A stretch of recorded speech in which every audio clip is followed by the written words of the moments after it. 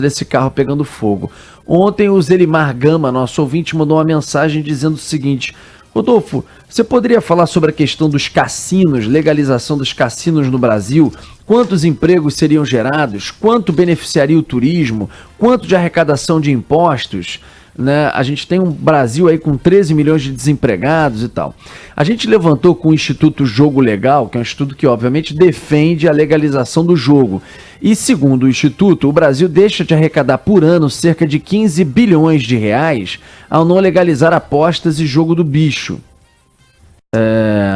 Legalizar apostas e cassino, enfim, jogos, né? Jogos de azar, de uma maneira Jogos geral. De azar, Desde 2015, a Câmara vem tentando reverter essa proibição, só que a coisa vai caminhando de forma muito lenta, em comissão especial. Várias propostas para legalização de cassinos, bingos, outras modalidades estão sendo analisadas. O Magno Souza, que é o presidente desse instituto, diz que se todas as modalidades fossem liberadas, o jogo poderia gerar quase 700 mil empregos no Brasil. Cassinos seriam algo como 20 mil postos de trabalho. E devido à crise dos últimos anos, a regularização dos jogos e construção de cassinos poderia ser uma alternativa para arrecadar impostos e retomar a economia. A minha opinião, o jogo, né, o cassino, por exemplo, foi proibido no Brasil em 1946. Governo de Washington Luiz. Outro dia até falei, me confundi com Dutra, foi Washington Luiz. Se eu não estou equivocado, a esposa dele era muito católica. Há um movimento muito contrário à legalização do jogo por causa das igrejas, pressão também muito grande das igrejas. Eu sou favorável, eu sou extremamente favorável. Sim, pela questão de geração de impostos, que poderia ajudar. Sim, pela questão de emprego, gerando tanto na construção quanto também depois, né, o funcionamento. Sim, pelo turismo. Mas também pelo fato de que eu acho uma baita de uma hipocrisia. O jogo tá rolando aí no Brasil. Se você quiser agora descobrir onde tem um bingo funcionando, vai perguntando pelas esquinas que você vai achar. Tem aos montes. Se você quiser jogar, tem o jogo do bicho. Se você quiser, eventualmente, tem loteria liberada na mão da Caixa Econômica Federal.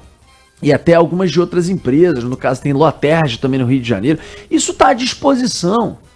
Ah, mas é um vício e tal a questão do jogo. Poxa, mas se for essa lógica, então a gente tem que proibir a questão do álcool também. O álcool é liberado no Brasil e também provoca vício. O cigarro é liberado no Brasil, também provoca vício. Também mata a gente. Aliás, perdi meu pai por causa de cigarro. Quis, optou e tal. Não, fumou, teve um câncer no pulmão e infelizmente morreu. Foi opção dele. Racional, inclusive. Tentou lutar contra, não conseguiu, etc. Mas é aí que você tem que ter um tratamento em cima e tentar lutar contra isso. Agora, você proibir, a pessoa quer pegar o dinheiro dela e jogar ali no bicho? Essa é a minha posição. Tenho certeza que outros ouvintes pensam de outra forma. Dizendo, mas isso pode realmente provocar o vício, destruir famílias. Mas o que eu insisto é hipocrisia, tá certo? As pessoas estão jogando, a gente está fingindo que não tem, a gente está tapando os olhos e achando que o Brasil não tem essa chaga na cabeça de muitos do vício do jogo, mas tem, está liberado, entre aspas, acontece por todos os cantos, seja o que for, vai para a mão do bandido, vai para a mão da quadrilha, financia jogo do bicho, financia criminoso lavando dinheiro, financia hoje, às vezes, até milícia que começou a colocar, tráfico de drogas que começou também a colocar dentro de comunidade, junto com o jogo do bicho, a maquininha caça-níquel para poder alugar o seu espaço e arrecadar também com isso. Então esse dinheiro vai para a mão de bandido para financiar a compra de armas, que às vezes mata a gente na esquina seguinte, drogas e tantas outras coisas. Então, na minha visão, é uma hipocrisia. Poderia dar outros resultados positivos, geração de empregos, impostos e turismo. E sem dúvida alguma, acho eu que diante da lógica de liberar outras coisas que também provocam vício, como álcool ou cigarro, é mais uma forma também da gente ficar na hipocrisia, achando que então, barrando o jogo, estamos bem, estamos numa sociedade saudável, tranquila e livre dos vícios, né? Rodolfo, só para finalizar, em 2015, a pedido da então presidente da República, Dilma Rousseff, o Ministério do Turismo fez uma viagem para Las Vegas e outros lugares que possuem cassinos e bingos. Não precisa nem ir tão longe, não. Punta do Leste tem. A Argentina também tem, para poder fazer uma ampla pesquisa para poder avaliar os impactos eventuais da liberação do cassino aqui no Brasil. A gente questionou o Ministério do Turismo quanto a esse estudo, em que pé que está isso, se é do interesse do atual governo levar para frente isso e liberar, mas até agora a gente ainda não teve nenhuma resposta. O presidente da Câmara dos Deputados, Rodrigo Maia, já se posicionou favoravelmente, inclusive querendo colocar em pauta. Só que aí você tem reforma da Previdência, você tem o pacote do Moro, você tem, enfim, diversas outras discussões que estão acontecendo no Congresso. Eu não sei se em algum momento eles vão colocar essa, que poderia ser sim uma forma de atrair dinheiro, recursos, emprego, obras.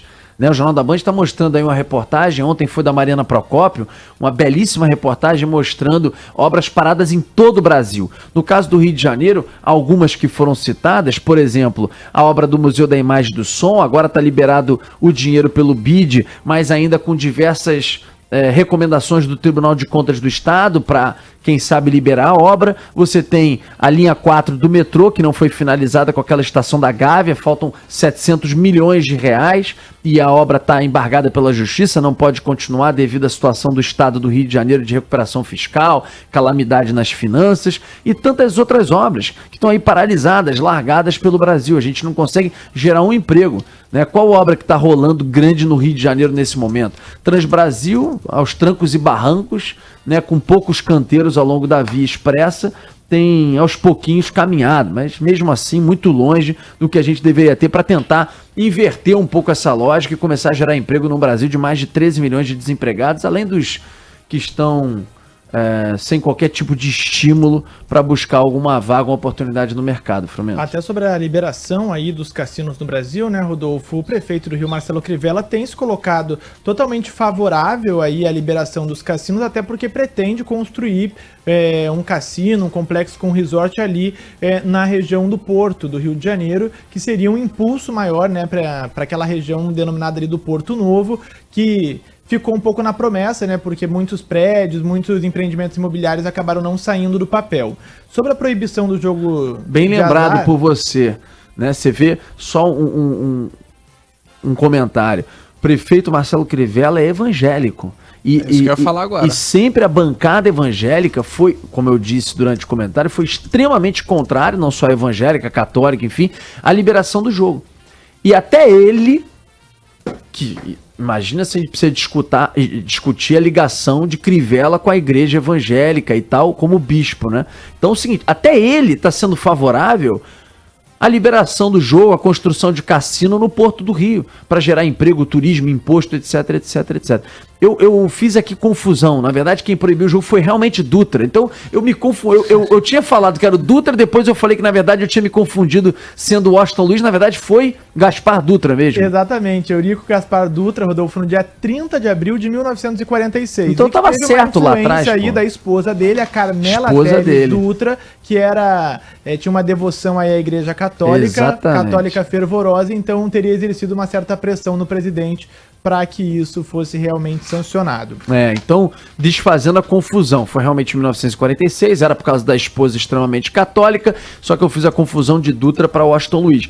À época, nós tínhamos no Quitandinha. Exatamente, foi construído em 1944, ou seja, ficou 2 anos. Não, e chegou a receber Getúlio Vargas, chegou a receber públicos enormes. O Quitandinha tinha um cassino dentro, extremamente movimentado. Recebia shows também.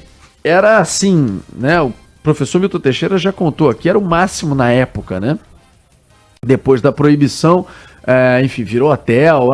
Hoje, recentemente, foi assumido pelo Sesc. Nós fizemos um passeio recentemente lá, nossos ouvintes curtiram bastante, lá em Petrópolis, na cidade imperial da região serrana do Rio de Janeiro. Vamos tocar um primeiro barco? Hoje no programa a gente vai falar da reabertura